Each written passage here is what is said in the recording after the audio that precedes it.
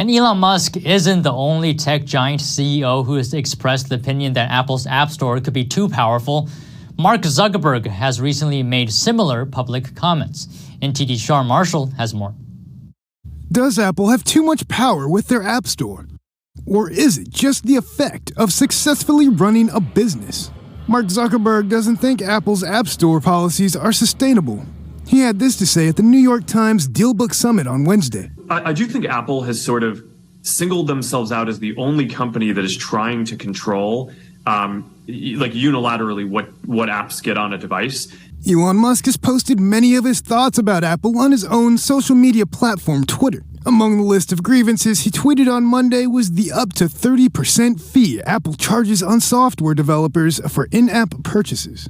Musk posted a meme suggesting he was willing to go to war with Apple rather than pay the commission. I spoke with tech expert Burton Kelso how a war between Musk and Apple would play out.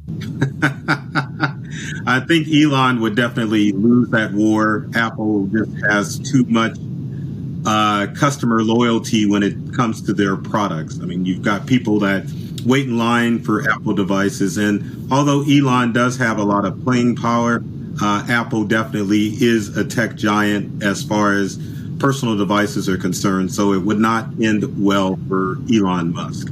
After Musk met with Apple chief executive Tim Cook on Wednesday, Musk tweeted that they resolved the misunderstanding about Twitter potentially being removed from the App Store. There were some interesting tweets during the time when Musk almost went to war with Apple. One was a poll asking if Apple should publish all censorship actions it has taken that affect its customers. I asked Kelso for his view on that question. So I'm kind of on the fence as far as that's concerned, because I know Apple's not doing anything to keep information from the general public. But at the same time, a lot of tech companies don't share what information they're censoring. So it would be a good gesture on Apple's part to go ahead and do so, just to give people peace of mind. Apple must be doing something, right?